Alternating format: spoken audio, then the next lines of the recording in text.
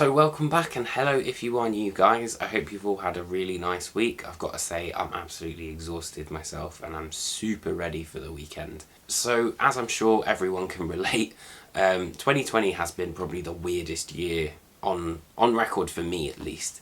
And it kind of makes sense that this would be a fitting time for Gargoyl to release their brand new album. So Gargoyl create this very ethereal and very much ominous sound, and they're going to be the focus of my review this week as we delve into their self-titled effort, Gargoyl. While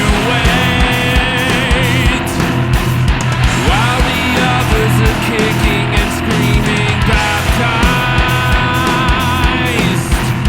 by the crashing of... So if you're not familiar with the band, the best way I can describe these guys is as though there's a combination of Alice in Chains meets Voivod with a bit of Meshuggah and some Gargoyl thrown in there as well.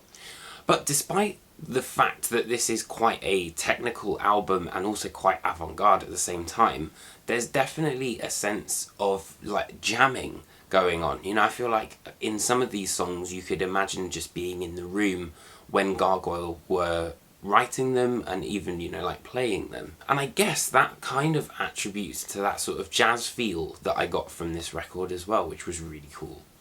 And of course, I'm sure if you've watched some of my other videos, you know how much I love space. And the thing for me is Gargoyl use space in a really interesting way. They're not afraid to not play their instruments and let certain sections kind of have that break and that silence.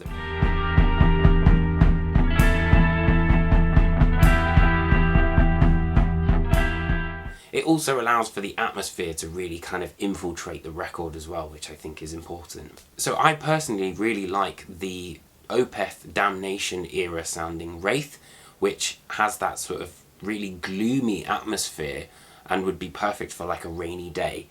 But then you've also got Atomic Crown, which makes use of saxophone and reminded me of Boren and their Club of Gore. I think I said that right. But yeah, again, it has that sort of late night smooth jazz feel to it. It's really interesting.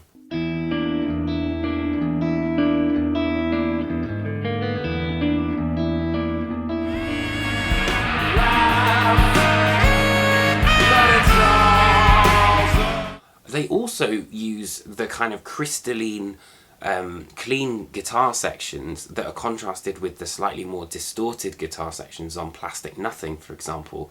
And the same sort of thing is put together, but more with the bass and the electric guitar. So for example, you'll have like the chords which are being played, but then you'll have this kind of almost staccato, stabby sort of feel from the bass guitar, which I thought was really interesting as well.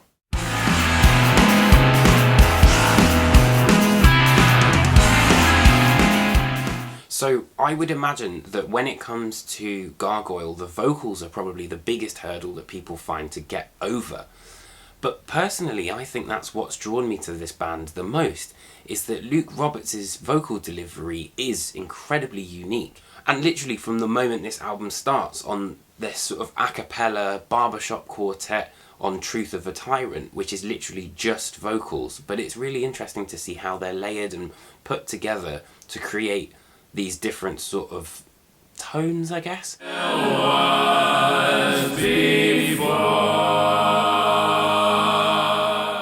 But the thing I find the most interesting about Roberts' vocals is that he can kind of adapt and sort of contour around these really quite hard to process melodies. So like there's a lot of augmented and diminished sort of styles of guitar on here, but he can move his voice up and down really, really easily, that it kind of fits with that. It does have this sense of the ethereal about it, and it's quite weird and spooky, and often they'll go into certain melodies that I wouldn't have even thought of. Like for example, Asphyxia has this really kind of relaxing quality to it, and is a great way to finish the album. I think it's got a real epic feel to it.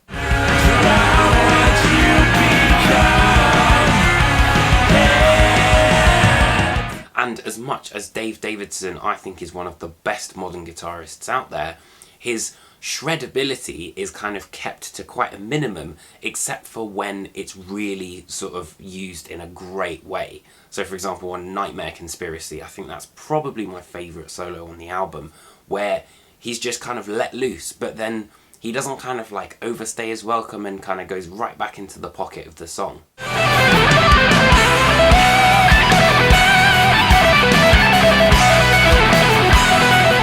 If you're a fan of music which is kind of a bit weird, a bit dystopian and a bit out there, then I think you're going to find so much to love on Gargoyl. So I hope you enjoyed this video and it maybe sort of shone a new light on Gargoyl and you might have discovered a band that you've not heard of before.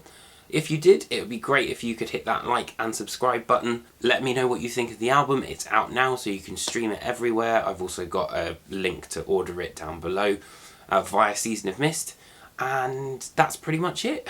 And I will hopefully see you next week for another album review, which I think is going to be Wayfarer, another fantastic band from Colorado. So yeah, I'm off for a pint and have a nice weekend. Take care.